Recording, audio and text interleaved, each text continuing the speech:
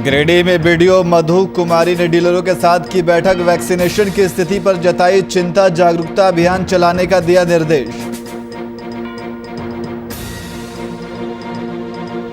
मधेपुरा में ऑक्सीमीटर से किया गया हेल्थ चेकअप। लोगों के बीच किया मास्क का वितरण। लोगों से की नियम का पालन करने की अपील।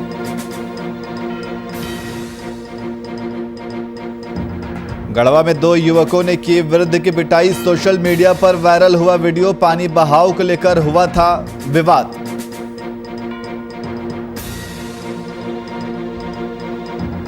छपरा में पुलिस को मिली बड़ी सफलता। प्राप्त सूचना के आधार पर की छापेमारी। 6 अपराधियों को हथियार के सहित किया गिरफ्तार।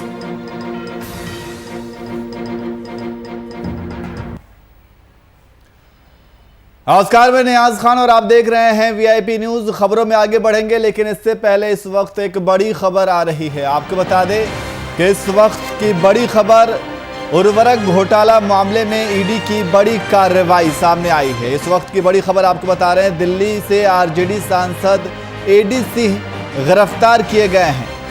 तो उर्वरक घोटाला मामले में ये गिरफ्तारी की गई है। ईडी दफ्तर में आरजेडी सांसद से पूछताछ जारी है। तो इस वक्त की बड़ी खबर आपको बता रहे हैं, जहां उर्वरक घोटाला मामले में ईडी की बड़ी कार्रवाई सामने आई है।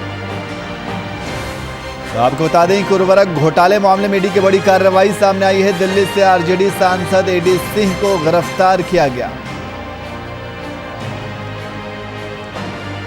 और इसी खबर पर अधिक जानकारी के लिए हमारे एग्जीक्यूटिव एडिटर प्रशांत झा हमारे साथ फोन लाइन पे मौजूद हैं। प्रशांत जी, उर्वरक घोटाले में बड़ी कार्रवाई सामने आई है। देखिए नियाज, ये अमरेंद्रधारी सिंह हैं, आरजेडी से सांसद हैं, राज्यसभा के सदस्य हैं। और जब ये पिछली बार राज्यसभा से इनको चुना गया था, उस समय भी ये बात कही जा रही थी कि पैसे के बल पर इन्होंने राज्यसभा का जो टिकट है वो हासिल किया है। और इनको अभी फर्टिलाइजर घोटाले में ईडी ने इनको गिरफ्तार किया। प्रवर्तन निदेशालय ने इनको हिरासत में लिया है और इनका सारा कारोबार जो है वो केमिकल फैक्ट्री, फर्टिलाइजर और रियल एस्टेट से जुड़ा हुआ है। जो सारा कारोबार इनका दिल्ली से ही संचालित होता है और दिल्ली के डिफेंस कॉलोनी से ही इनको हिरासत में लिया गया है। और अमरेंद्रधारी सिंह आरजेडी के सांसद के साथ साथ जब उनका जो गांव है वो पटना जिला के दुल्हिन बाजार के एनरखा गांव है, जहां के वो रहने वाले हैं, लेकिन ये पूरी तरह से दिल्ली में बस गए हैं। डिफेंस कॉलोनी में इनका अपना घर है और वहीं से जो फर्टिलाइजर का काम है इनका वो चलता है, केमिकल का काम चलता है और साथ में रियल एस्टेट का काम चलता है।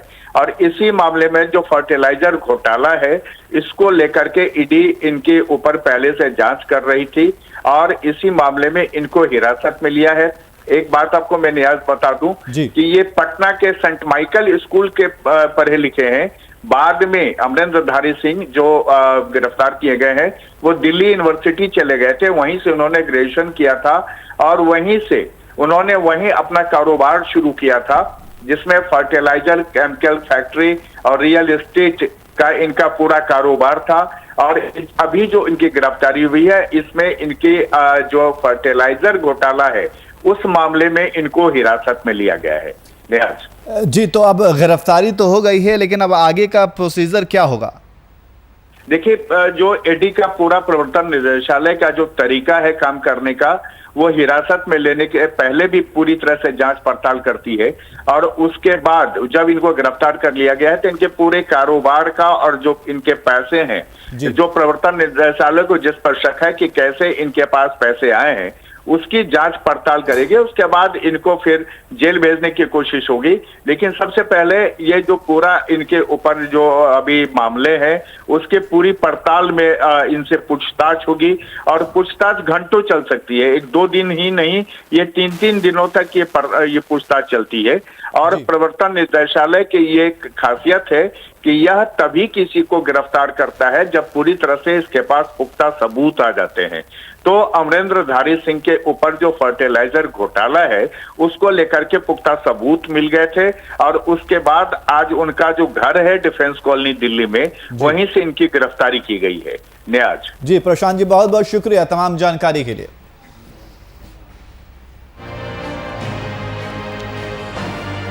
तो इस वक्त की बड़ी खबर आपको बता रहे हैं, जहां उर्वरक घोटाला मामले में ईडी की बड़ी कार्रवाई सामने आई है। दिल्ली से आरजेडी सांसद एडी सिंह को गिरफ्तार किया गया है और उनसे पूछताछ जारी है। खबरों में अब आगे बढ़ते हैं। कोरोना के वैक्सीन को लेकर केंद्र और राज्य सरकार के बीच तल्खियां खत्म होती नहीं दिख रही हैं। झारखंड में सरकार लगातार रूप से वैक्सीन के लिए केंद्र सरकार की मदद मांग रही है। सूबे के स्वास्थ्य मंत्री बन्ना गुप्ता ने केंद्र सरकार से कोरोना संक्रमण से लड़ने के लिए आवंटित किए गए 35,000 करोड़ के बजट को वैक्सीन खरीदने के लिए इस्तेमाल किए जाने की मांग की है।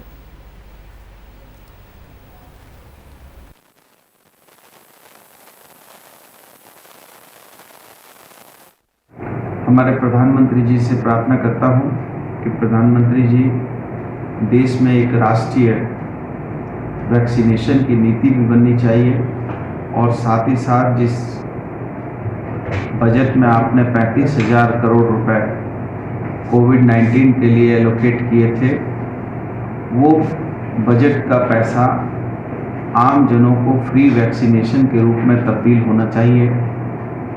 और मैं आपसे ये ज़रूर निवेदन करूंगा कि आज आप ही ने कहा था कि एक देश एक विधान एक संविधान, कश्मीर से लेकर कन्याकुमारी तक एक निशान की बात आपने कही, एक संविधान की बात कही। तो मैं ज़रूर आपसे प्रार्थना करूंगा कि आप जो है 3 टैरिफ में बांटकर केंद्र के लिए 150 रुपया, राज्य के लिए 300 और 400 रुपया, ये कहीं भी न्याय उचित नहीं है।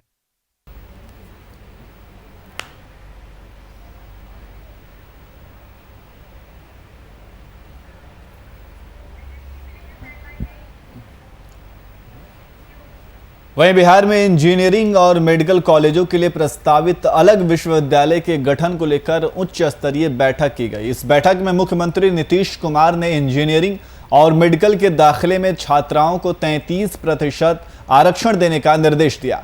सीएम के फैसले के बाद जदयू पार्टी में खुशी की लहर है। बिहार सरकार के पूर्व मंत्री और जेडीयू के प्रवक्ता नीरज कुमार सिंह ने ट्वीट करते हुए बयान जारी किया है, जिसमें उन्होंने सीएम नीतीश के फैसले की सराहना की। उन्होंने इस फैसले से छात्राओं के लिए एक सुनहरा अवसर प्रदान किए जाने की बात कही है। माननीय मुख्यमंत्री नीतीश कुमार जी ने अपने शासनकाल में सामाजिक बदलाव की पटकथा लिखी। 50% आबादी महिलाओं का उनकी भागीदारी सुनिश्चित किया। सरकारी नौकरियों में उनके लिए आरक्षण की व्यवस्था की। शिक्षा को उड़ान दिया।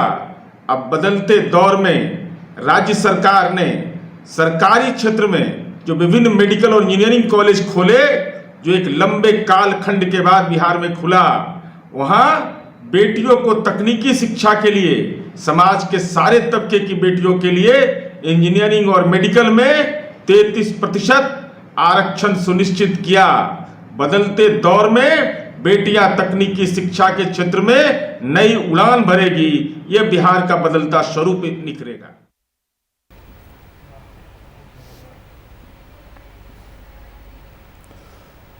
वहीं कोरोना काल में गरीब और जरूरतमंदों के बीच भोजन की उपलब्धता सुनिश्चित करने के लिए सरकार की ओर से सामुदायिक किचन का संचालन किया जा रहा है। कटिहार में संचालित किए जा रहे सामुदायिक किचन में व्यवस्था का जायजा लेने के लिए स्थानीय भाकपा माले विधायक महबूब आलम ने किचन का निरीक्षण किया। इस दौरान विधायक के साथ बारसोई के वीडियो और अंचल पदाधिकारी भी मौजूद रहे। मौके पर विधायक और अधिकारियों ने भोजन की गुणवत्ता की जाँच भी की। को कामयाबी मिली है।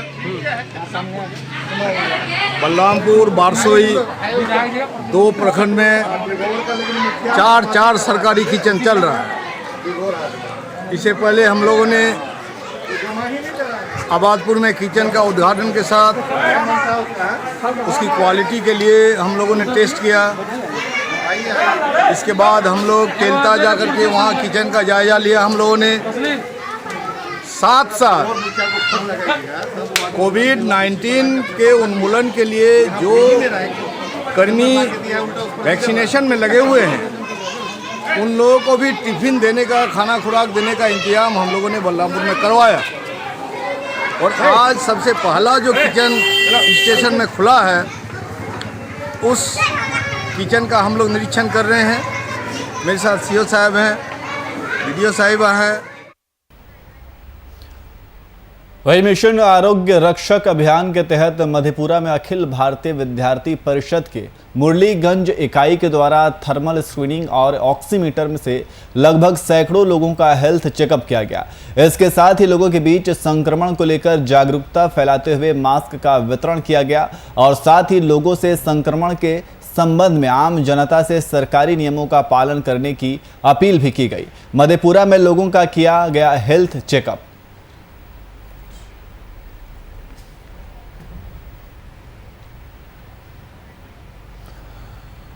वहीं बिहार में लगाए गए लॉकडाउन का असर इंडो नेपाल बॉर्डर पर भी देखने को मिल रहा है। लॉकडाउन के कारण मिली जुली संस्कृति वाले देश नेपाल में खदान सामग्रियों के निर्भरता भारत पर होने की वजह से लोगों को काफ़ी परेशानी का सामना करना पड़ रहा था। हालांकि अब लॉकडाउन के चौथे चरण से मिली छूट के कारण अब नेपाल के लोगों को भी आराम है। आवागमन चंद नियमों के साथ वापस से बहाल कर दी गई है और खाद्यान्न की आपूर्ति वापस ले ली जा रही है।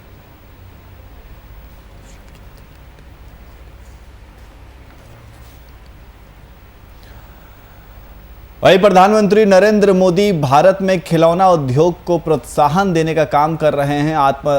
प्रधानमंत्री ने आत्मनिर्भर भारत बनाने के विचार पर जोर देते हुए सरायकेला खरसावां स्थित आदित्यपुर की कर्ण गोष्ठी महिला समूह 20 से ज़्यादा प्रकार के खिलौना बना रही हैं। विश्व भर में चीन के खिलौने के बाजार को चुनौती देने के लिए सरायकेला खरसावां में तैयार खिलौने अब बच्चों के जीवन का अहम हिस्सा बन गए हैं। महिला कर्ण गोष्ठी हम लोग का एक ग्रुप चलता है, जिसके तहत हम लोग अपने शादी ब्याह में जो मतलब विधि व्यवहार के जो सामान होते हैं, जैसे हाथी हुआ, जानन डाला हुआ, या बट सावित्री जैसे अभी पर्व आ रहा है, तो बट सावित्री पर्व में जैसे दूल्हा दुल्हन, नाग नागिन, साथ में आपका छोटा छोटा और भी बहुत कुछ होता है, जो सब हम लोग को बाहर से खरीद के लेना पड़ता था। गाँव में तो ये सब चीज़ हम लोग मिल जाता है लोकल में, बट हम लोग यहाँ पर में जमशेदपुर में खरीद करके लेना पड़ता है। हम लोग जिला सरायकेला खरसावां से हैं, तो यहाँ पे भी हम लोग को मार्केट से जाकर के लेना पड़ता था। हम लोग मिथिलांचल से बिलोंग करते हैं, तो हम लोग घर में पूजा पाठ, शादी ब्याह के लिए, विधि व्यवहार के लिए बनाते थे। मिट्टी का बड़ हाथी या दुल्हा दुल्हन, गुड्डा गुड्डी बनाते थे, तो हम लोग भी उससे पहले खेले हैं। आज के समय में तो बच्चा सब प्लास्टिक का खिलौना से ज़्यादा यूज करता है, लेकिन मोदी जी का जो मन की बात में देखे ना, सुने, जो नहीं, प्लास्टिक को इग्नोर कीजिए और अपने से आप लोग जो बना सकते हैं तो उसको बनाइए। तो हम लोग सोचे जो ये तो हम लोग खुद पहले भी खेलते थे और भी अभी भी हम लोग खेल सकते हैं, बच्चा लोग को बना के दे सकते हैं। गुड्डा गुड्डी के साथ खेलने में एक्चुअली बहुत अच्छा लगता है हम लोग को। मतलब उसमें हम लोग को समझ में आता, मतलब हम लोग अपने से कुछ स्टोरी बना के कुछ खेलते रहते हैं उसके साथ, तो बहुत अच्छा लगता है। मिट्टी के खिलौनों से खेलते हैं? हाँ। पहले किस खिलौने से खेलते थे? पहले हम लोग प्लास्टिक्स वाला जो कप प्लेट्स आजकल जो आता है उससे खेलते थे, पर अभी हम लोग को समझ में आया कि वो चाइना प्रोडक्ट्स है और उसको यूज नहीं करना चाहिए। हम लोग को इंडिया का प्रोडक्ट्स यूज करना चाहिए। जो वहीं देश भर में कोरोना का कहर लगातार जारी है। आपको बता दें कि कोरोना महामारी को लेकर अररिया जिले में सांसद प्रदीप सिंह की ओर से ड्रोन के माध्यम से सैनिटाइज कराया गया। इस ड्रोन से पूरे जिले को सैनिटाइज कराने का काम शुरू कर दिया गया है। इसी कड़ी में अररिया नगर परिषद के बाद फाबरिसगंज नगर परिषद क्षेत्र को सांसद प्रदीप कुमार सिंह की मौजूदगी में सैनिटाइज किया गया। और पूरा भारत कोरोना महामारी से परेशान है, ठीक है। और हमने एक दिन देखा सोशल मीडिया में कि साउथ में यह तकनीकी से सैनिटाइज किया जा रहा है, और WHO भी बोला यह हवा में भी, जो एक्सपर्ट का राय है कि हवा में भी ये हो सकता है। तो मुझे लगा कि साउथ में हो रहा है तो अररिया में भी होना चाहिए। तो मैंने संपर्क करके उनसे नंबर उपराया और उसको बुलवाया, और बुलवा के मैं सोचता हूँ कि जो क्राउड एरिया है, जो शहरी क्षेत्र है, और कम से कम अस्पतालों में, हटिया बाज़ार में, छोटा छोटा कस्बा में जहाँ भीड़ लगती है, ऐसे जगह में सैनिटाइज कर देना चाहिए।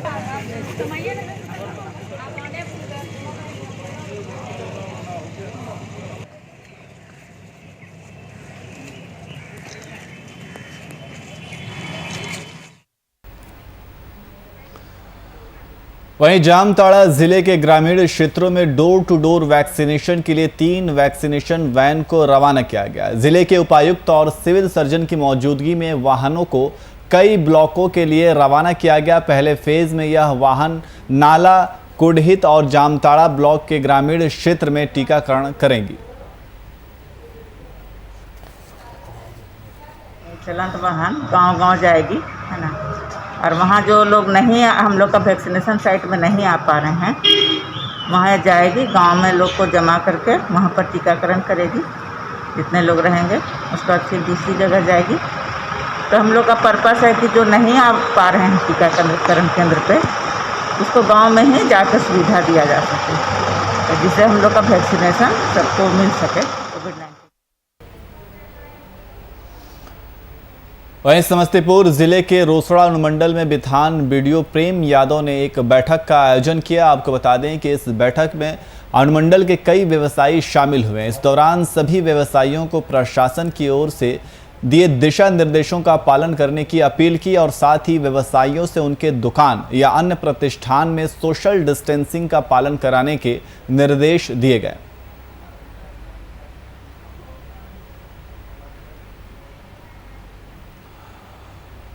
लॉकडाउन के चौथे चरण के पहले दिन भागलपुर के जिलाधिकारी ने पहले दिन का निरीक्षण किया। इस दौरान डीएम ने दुकानों में सोशल डिस्टेंसिंग का पालन किए जाने का आदेश दिया और साथ ही इस पर निकल रहे लोगों के मास्क की भी जांच की। इस दौरान जिलाधिकारी के साथ सीओ, अंचल अधिकारी और लॉ एंड ऑर्डर के डीएसपी भी मौजूद रहे।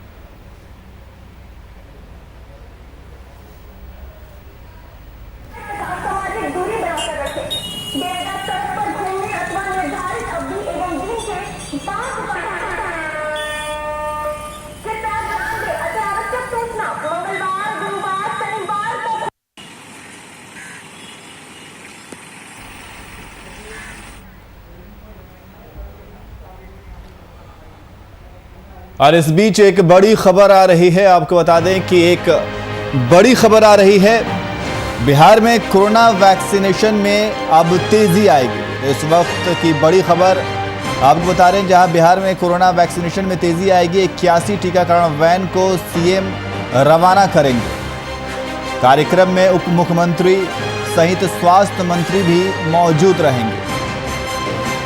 पटेल भवन से वीडियो कॉन्फ्रेंसिंग के माध्यम से ये रवाना किया जाएगा। इस वक्त की बड़ी खबर आपको बता रहे हैं, आप टीवी स्क्रीन पर देख सकते हैं कि अब वैक्सीनेशन की प्रक्रिया को तेज किया जाएगा।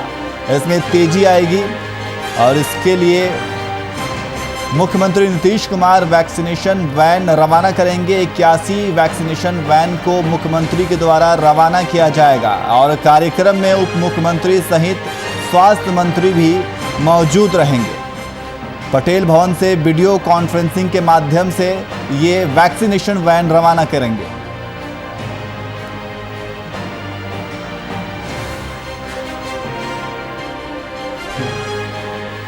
और इसी खबर पर अधिक जानकारी के लिए हमारे संवाददाता अनिल कुमार हमारे साथ फोन लाइन पे मौजूद है। अनिल, 81 टीकाकरण वैन को रवाना किए जाने की खबर आ रही है।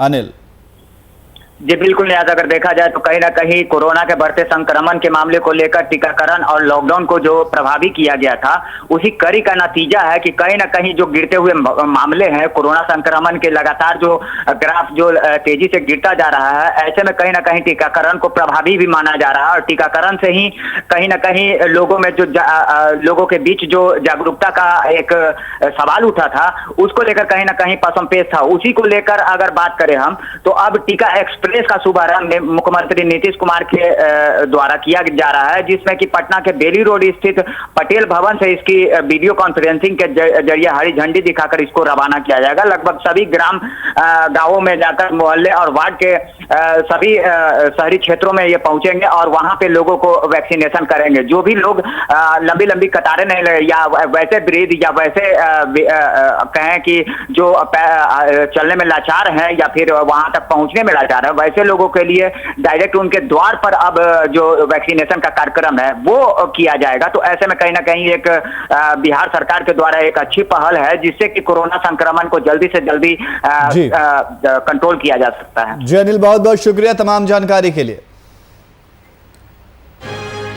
तो बिहार में कोरोना वैक्सीनेशन में अब तेजी आएगी। 81 वैक्सीनेशन वैन को सीएम नीतीश कुमार के द्वारा वीडियो कॉन्फ्रेंसिंग के जरिए हरी झंडी दिखाई जाएगी। वहीं समस्तीपुर में बीते दिन महिला शस्त्र वाहिनी की सिपाही ने खुदकुशी कर ली। इस घटना के बाद पूरे इलाके में सनसनी का माहौल है। दलसिंह सराय थाना क्षेत्र में हुए इस घटना में स्थानीय लोगों द्वारा बताया जा रहा है कि पति की मौत के वियोग में महिला ने पंखे से लटककर आत्महत्या कर ली। इस मामले में पुलिस ने संज्ञान लेते हुए मामले की छानबीन शुरू कर दी है।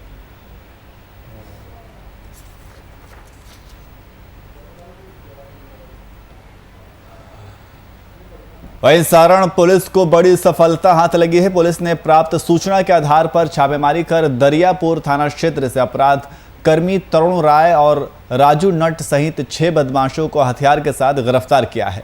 सभी अपराधी को अपराध की योजना बनाने के दौरान दबोचा गया है। अपराध कर्मी है, पिछले 10 साल से हत्याकांड में जेल में बंद था। वो 1 महीना पहले बाहर निकला है और अपने गिरोह को संगठित करके किसी तरह डकैती की घटना को अंजाम देने डकैती और हत्या की घटना को अंजाम देने के लिए परशुरामपुर गांव में जुटा हुआ है।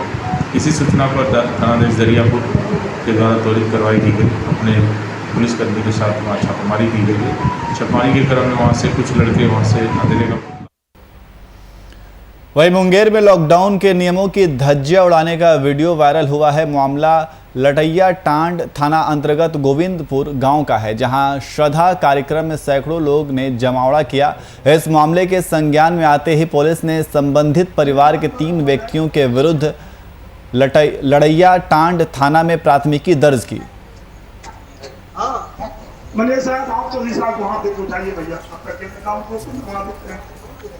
तो मैं अध्यक्ष ब्रह्मदेव जी से गुजारिश करता हूँ।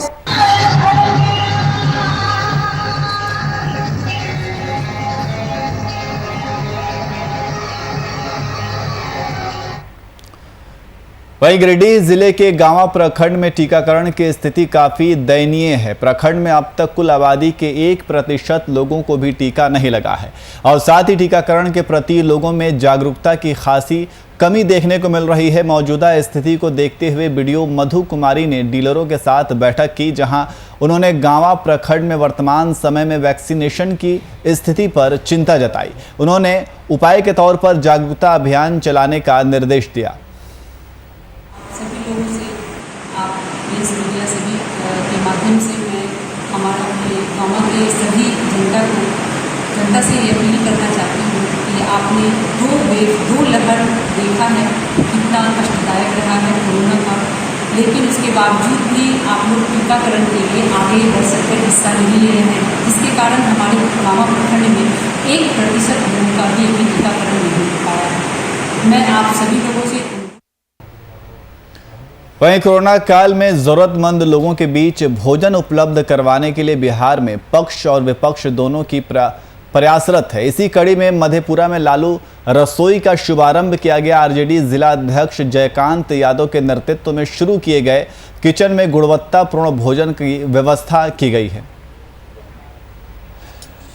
तो आप तस्वीरों में देख सकते हैं कि जरूरतमंद लोगों को भोजन उपलब्ध कराया जा रहा है। तो ये राष्ट्रीय जनता दल की तरफ से ये भोजन उपलब्ध करवाया जा रहा है। ये तस्वीर मधेपुरा की है, जहां कोरोना काल में ज़रूरतमंद लोगों को भोजन कराया जा रहा है। आप तस्वीरों में देख सकते हैं कि यह तस्वीर मधेपुरा की है, जहां ज़रूरतमंद लोग, वो भूखे लोग, भोजन उनको उपलब्ध कराया जा रहा है। फिलहाल बुलेटिन में इतना ही। देश और दुनिया के तमाम खबरों के लिए देखते रहिए VIP न्यूज़। नमस्कार।